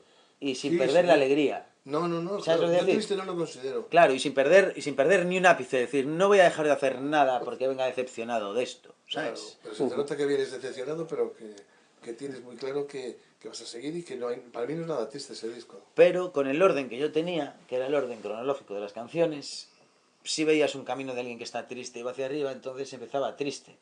Pero me di cuenta que simplemente cambiando el orden de las canciones ya los músicos las tocaban de otra manera. Y entonces de pronto cuando lo construimos, de repente era como, bah, ahora está, ¿sabes? Y los que me hayan dicho no lo entendemos, de repente fue como, hostia, ahora lo veo Clarísimo. perfectamente, claro. Llegamos entonces al disco, al último, ya año 2018, es decir, este año que acaba de terminar, el disco que nos sirvió como excusa para sentarnos aquí a charlar en este sofá aquí, en tu estudio en casa, que es este disco como digo, del año 2018, Cena Recalentada, que es de alguna manera un viaje al pasado desde el punto de vista del presente y en cierto modo, pues claro, un homenaje a un grupo que para ti y para muchas personas, bueno, bastantes personas, sobre todo en esta parte del mundo, pues ha sido un grupo importante y un grupo influyente, ¿no? Que son Golpes Bajos. ¿Cómo nació este proyecto? ¿Por qué decidiste meterte en revisar estas canciones desde tu propio punto de vista de Golpes Bajos? ¿Y cómo te sientes con este proyecto ahora que ya lo has terminado y estás ya empezando a pensar en estos conciertos que van a venir, en los que vas a tocar en los temas de este disco en directo? Esto viene poco a poco. Bueno, de entrada Pablo Novoa, que toca conmigo los teclados, ha tocado el bajo, es el mejor guitarrista de España, pero conmigo toca el bajo o los teclados, porque es muy generoso y deja tocar a Amaro y a Emilio, que son dos niñatos, para que aprendan, ¿no? Y Pablo era miembro de Golpes y es mi amigo y autor y muchas cosas, ¿no? Entonces cuando se murió Germán Copini, pues en ese Portamérica de ese año, pues decidimos montarlo de Golpes y llamar a Luis García, el bajista, que en su día Golpes se habían reunido, y se habían reunido Germán Copini y Teo Cardalda, los otros dos miembros, y no habían llamado a Pablo y a Luis. Y me parecía que era una injusticia histórica, y entonces decidimos montar Golpes tal y como era, ¿no? O sea, copiamos cada caja de ritmos, todo, y montamos todos los temas para ese festival. Y lo tocamos ese día, y luego pues mi calendario, el de Pablo, el de tal, pues no nos permitió seguir haciendo muchas cosas. Y hace pues eso, un par de años, de pronto pues estaba yo por aquí pues abriendo sesiones y me encontré con todo lo de Golpes Bajos. Entonces llamé a Pablo y le dije, mira, tenemos aquí casi todo el trabajo difícil, que eran las programaciones de las cajas de ritmos, el recordar cada acorde, el buscar todo, lo tenemos hecho, pues grabemos un disco. Y en principio lo íbamos a grabar tal y como eran los discos de Golpes, pero entonces le encargué a Pablo Novoa, por supuesto, que produjera él, ya que nadie iba a conocer mejor lo que hay ahí, ¿no? Y Pablo pues empezó, pero se agobió. Y me llamó un día, pues eso, agobiado, diciéndome que realmente no se sentía cómodo haciéndolo exactamente igual que como ya lo había hecho, ¿sabes? Que le parecía que no tenía ningún interés y que le frustraba. Y entonces me dijo que él quería cambiar la sonoridad de las cosas y que yo metiera pues una serie de cosas que estoy utilizando en mis conciertos y en mis movidas. Dijo, mira, era una cosa electrónica, tú estás con esto, pues me gustaría que tú metieras toda tu parte, me gustaría poder cambiar pues el sonido de los bombos de las cajas, cambiar algunas cosillas, ¿sabes? Cambiar la forma en que tocamos, cambiar los sonidos de las guitarras, todo eso.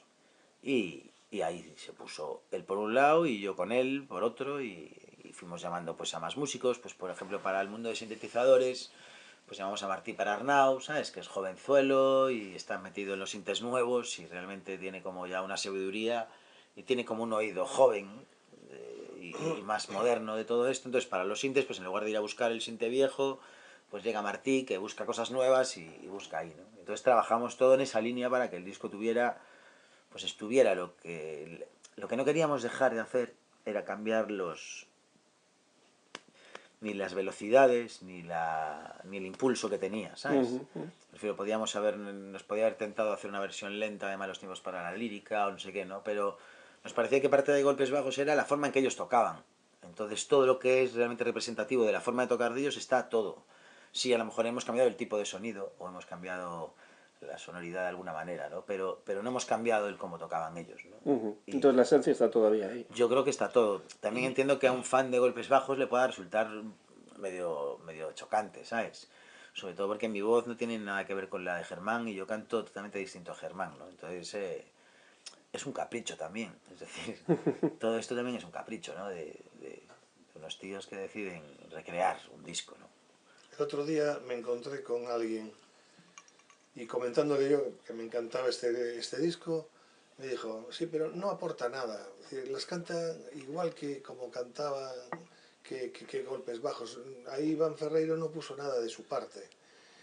Ya, bueno, Y también yo me quedé así un poco alucinado y le dije, oye, yo creo que ahí hay cosas diferentes, pero la base es la misma. Y entonces, bueno, pues no llegamos a ningún acuerdo, ¿no? Pues no, yo creo que mucha gente se defraudó porque... de todas formas, ¿sabes también qué pasa? Que pasaba también con Piratas en Relax. Realmente yo lo noto en el escenario. Yo que llevo mis modulares y mis aparatos y mis movidas, como la gente ni siquiera entiende cómo se hace la música en muchos aspectos, pues lógicamente la gente no sabe nada de lo que es una reverberación, un eco, un delay, una distorsión, un flanger, cualquier tipo de efecto, ¿no? Entonces realmente yo me di cuenta que cuando hago conciertos en las máquinas, aunque en la máquina yo estoy haciendo unas cosas musicales preciosas, nadie se está dando cuenta porque la gente relaciona la música con mover la mano tocando la guitarra, o tocar un tambor, o el piano, lo que sea, ¿no? Entonces realmente yo entiendo que mucha gente no entiende cuál es la evolución de lo de Golpes, pero la evolución de lo de Golpes no está ni en cómo yo lo canto, ¿sabes? Ni en la estructura de la canción, sino que está en todo lo que está detrás, en cómo suena el modular que está detrás, cómo suena el sinte que está detrás, qué hace la guitarra, ¿sabes? Entonces realmente es una aportación sonora. Yo entiendo que no es una aportación desde un punto de vista interesante musicalmente, porque yo ya he hecho eso de cambiar una canción mucho para ponerla en mi tesitura. Creo que lo interesante era cómo la tocaría yo si tuviera que ponerme en su lugar, porque aquí estoy manejando a Golpes Bajos, no las canciones de Golpes Bajos, ¿no? Entonces, Pablo y yo hablamos mucho sobre esos pequeños matices, ¿no? Que, también entendiendo que nos arriesgábamos a todo esto y que yo entiendo que la gente diga, mira, no aporta nada. Claro, realmente la canción es exactamente igual, con la misma estructura, está igual, sí. Nosotros estamos jugando a tocarlas nosotros y a tocar esa versión porque era esa versión la que nos gustaba, ¿sabes? Mientras que si yo quiero hacer una versión nueva de Cadillac Solitario de Loquillo, pues me la pongo en otro tono, me la coloco en mi sitio y entonces le doy una vuelta de puta madre, ¿no? Lo que me hace... Y yo entiendo también que la gente diga, joder, Iván Ferreiro no aportó nada, porque están acostumbrados precisamente a que cuando meto la mano en una canción, ¿sabes? Le dé una vuelta y la haga mía, ¿sabes? Entonces yo, pues, en el fondo me halagan esas críticas, porque significa que esperan cosas de mí, ¿no? Pero sí me doy cuenta que últimamente me muevo en un mundo que voy a saber que va a haber mucha crítica, que es el que estoy detrás de una máquina y la magia que estoy haciendo es una magia que es muy difícil de entender, ¿no? De hecho, estamos pensando en cómo representarlo de golpes en directo, ¿no? Y hemos pensado en poner cámaras encima de los aparatos, para que cuando yo meta la mano puedas ver qué Lo que estoy estás haciendo con claro. las manos entre los cables, ¿sabes? Porque además ya ves, son cables, ruedas, un botón, una lucecita, ¿sabes? Y claro, pues eso, pues es una parte que a mí me interesa muchísimo de la música y que la gente no cree que no estás haciendo nada, ¿no? Pero yo creo que, de todos modos, el disco sí que muestra que las canciones de golpes bajos están pasadas por tu propio tamiz, aunque tengan los mismos Y para mí demuestra que sonidos o... estaban que eran, o sea, hay referencias ahora al hacer esas canciones con los ritmos, las baterías, las guitarras, los bajos. Tú te pones a verlo y dices, joder, esto parece Tame Impala, esto parece de Daft Punk. Lo más curioso es que parece cosas que son posteriores. Es decir, creo que en muchos aspectos estaban antes que los grupos increíbles franceses, que los grupos increíbles australianos, americanos o ingleses, ¿sabes? Estaban haciendo un tipo de ritmo, un tipo de armonía, un tipo de bajo, un tipo de groove, ¿sabes? Y eso es lo que vamos descubriendo con el disco. Hostia, es una pasada, lo moderno que es todo el tiempo, ¿no? Y a eso quería llegar también, el hecho de que escuchando incluso, creo que a muchas personas que no conocen a Golpes Bajos, pero que sí te conocen a ti, les va a llevar a quizá redescubrir las grabaciones originales de Golpes Bajos. Y a mí me parece que escuchándolas, como ya las escuchaba hace mucho tiempo, al menos las canciones más conocidas, ¿no? Sí da la sensación de que Golpes Bajos será quizá una de las bandas más modernas, más adelantadas a su tiempo que había en España en aquellos momentos, ¿no? Pero además a nivel musical, a nivel de textos, cómo están planteados, o sea, la forma en que tienen que tocar realmente es increíble. También es cierto que es una forma de tocar que es tan bestia y con tanta fuerza que es normal que solo duran 3 años, ¿eh? Porque es energía todo el tiempo. Hasta en la canción más lenta el grado de intensidad es casi para romperte. Y luego lo que tienen es un pesimismo y una oscuridad pegadas a la piel, ¿verdad? También la tiene Nick Cave y no pasa nada. Sí, pero bueno, en el caso de Golpes realmente es increíble que nos dimos cuenta que en 19 canciones que hemos grabado no hay ni una sola luz en ninguna, ¿sabes? Ni una luz, ¿eh? Y yo creo que eso es muy interesante, ¿sabes? Es muy interesante porque yo creo que además la forma en la que se veía lo trágico en la canción española comercial de esa época, ¿sabes? Pues es radicalmente distinto, es opuesto. Sí, en eso estoy totalmente de acuerdo. Bueno, y para ir terminando ya con esta ya larga conversación, que para mí está siendo un verdadero placer, Iván, y te agradezco tu tiempo y tu amabilidad y tus respuestas. Me gustaría simplemente saber, ahora que has hecho un magnífico disco como Casa, un disco que es un proyecto muy personal tuyo, que es Cena Recalentada, ¿por qué caminos musicales estás transitando en estos momentos? ¿Qué te va a deparar el futuro? ¿O qué esperas? ¿Qué estás haciendo en estos momentos de lo que puedas hablar, por supuesto? Pues por un lado tengo que hacer la gira de Golpes, empezamos ahora en marzo, sigo con la de Casa hasta septiembre, octubre, y luego mi idea es retirarme a escribir otro disco. Que bueno, empezaré a escribir pues ya, ¿sabes? Realmente yo estoy con mis máquinas, que ya las he ido acoplando, me refiero a todo esto que estoy metiendo en Golpes, ya lo he ido acoplando en mi gira de Casa. Pues en el primer concierto no llevé un piano, en el segundo llevé un piano y un procesador, en el segundo procesador con un micro para no sé qué, fui como añadiendo, ¿no? Hasta tener el chiringuito ese. Y yo mi idea es ponerme a escribir ya, pues desde muchos otros sitios, ¿no? Y realmente creo que voy a escribir mucho a partir de la máquina, aunque luego lo tocarán personas o no, ¿sabes? Pero bueno, mi idea es conseguir ya que máquinas y banda no haya ninguna diferencia. Es decir, o sea, hasta ahora el problema que teníamos era que cuando hay una máquina que tenga algo, que tenga un tempo, ¿sabes? Digamos, un arpegiador, una caja de ritmos o lo que sea, pues en el fondo toda la banda está esclavizada yendo detrás de ella, ¿no? Y en las bandas, pues a veces uno va siguiendo la batería, otras veces van siguiéndome a mí mientras canto, otras veces se sigue al guitarrista, ¿sabes? Y bueno, y parece que técnicamente cada vez es más posible que la máquina siga a cualquier otro, ¿no? Y entonces estoy trabajando en esa vía y lo tengo ya a punto de que funcione, ¿no? Entonces, realmente mi idea es empezar a escribir de lo que salga, que no sabemos todavía qué es, y cuando esté, pues... O sea, nunca tengo un plan realmente muy claro, ¿no? Creo que además hay que sentarse a escribir y más que tratar de obligarse a hablar de algo o lo que sea, creo que es más interesante que naturalmente tu subconsciente te diga de qué vas a hablar. Claro, porque cuando dices que me siento a escribir un disco, te da la sensación de que te pones con una idea en la cabeza de qué es lo que quieres hacer para tal o cual disco, pero no es exactamente así, ¿no? O sea, yo tengo... Depende, hay discos que de repente tengo el título, ¿sabes? Pues yo, pues, con Canciones para el tiempo y la distancia tenía el título antes de que existiera ninguna canción. Y sabía que el disco se iba a llamar Canciones para el tiempo y la distancia. En las 7:30 le llamé a las 7:30 porque había 8 canciones y una era muy cortita y dije, pues mira, a las 7:30. En Mentiroso, Mentiroso, pues tenía más o menos claro de qué iba todo el rollo, ¿no? Y a veces tengo como ideas sobre una idea general del disco, ¿no? Y ahora pues no... Pues ahora tengo como 4 o 5 cosas que tengo en la cabeza, que a veces me parece que va a ir por allí, otras veces me parece que va a ir por allá, pero hasta que haga las canciones no lo sé. Entonces... Y además es mejor así porque creo que salen mejor los discos. Es Iván Ferreiro, músico apasionado, desde luego inquieto, ¿no? Es una cosa que yo observo al escuchar toda la discografía de Iván, apasionado porque le apasiona la música y su trabajo, e inquieto porque siempre está buscando cosas diferentes, no se queda en lo cómodo, y eso es muy de alabar, es mi opinión. Pero yo creo que no es en sí misma una virtud, ¿sabes? No, bueno. En el sentido que creo que realmente tiene que ver más con mi aburrimiento, ¿sabes? Bueno.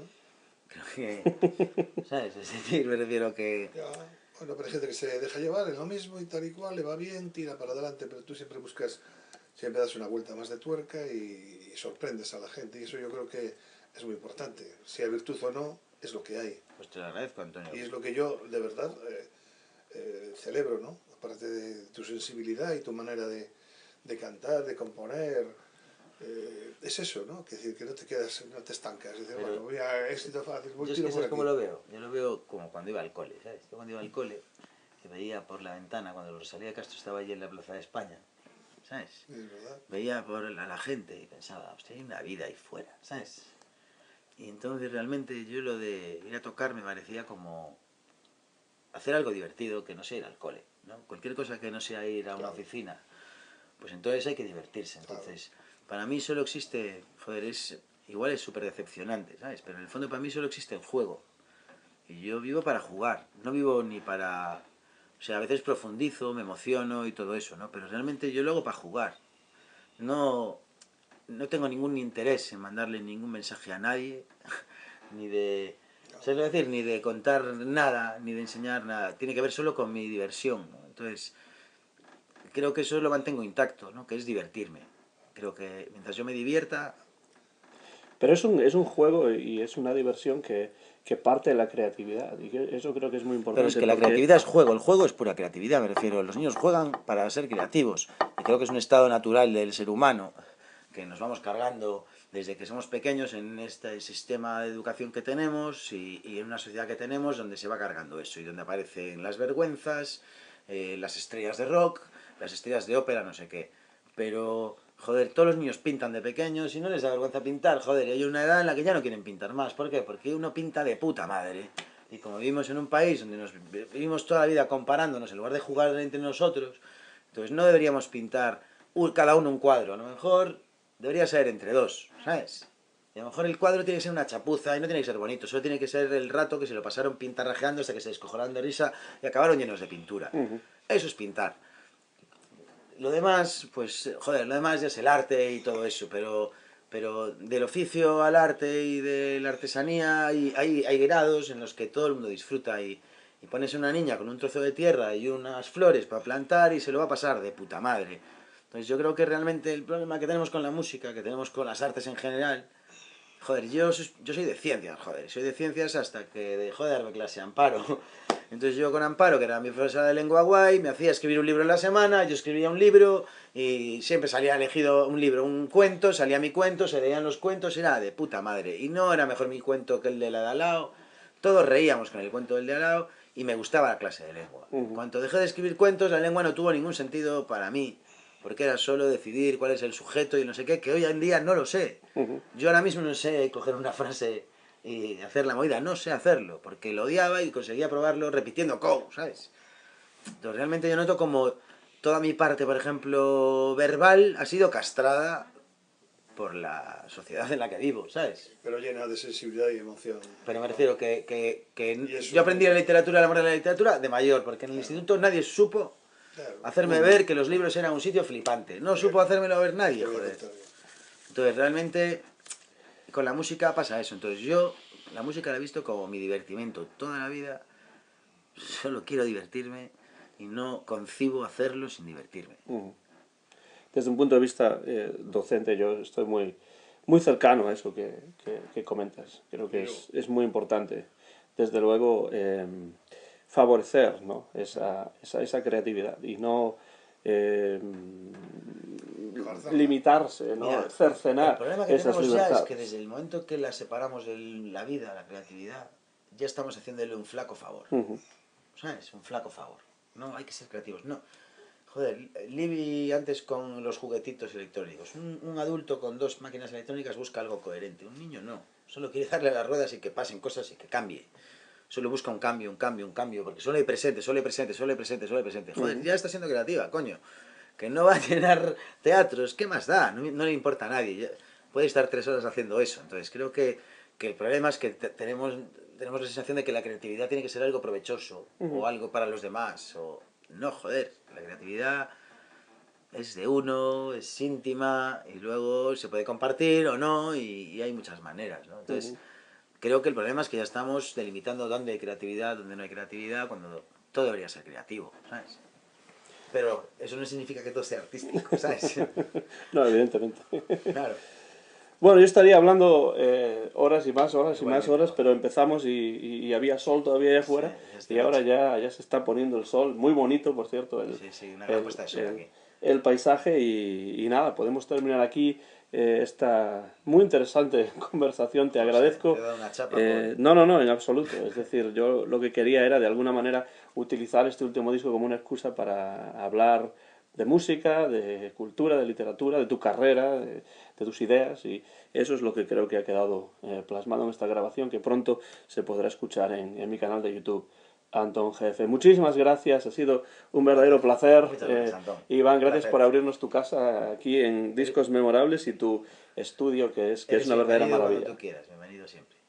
Muchas gracias, y esto ha sido una nueva edición, la número 17 ya, del podcast Discos Memorables, que se grabó en directo en Gondomar, Galicia, España, aquí en este estudio en la casa de Iván Ferreiro. Sigamos escuchando buena música, sigamos haciendo que la música y los discos sean memorables, y por supuesto les invito a que escuchen la música de Iván Ferreiro. Soy Antón García Fernández, el año es 2019, y esto ha sido Discos Memorables en el canal de YouTube Antón GF. Muchas gracias y hasta la próxima. No olvidemos que además de Iván Ferreiro y de yo mismo, han estado aquí mi hermana Noa y también mi padre Antonio García Tejero, que en algunos momentos hizo algunos comentarios porque ya se dejó llevar por el fluir de la conversación. De eso se trata. Hasta la próxima. Muchas gracias en Discos Memorables.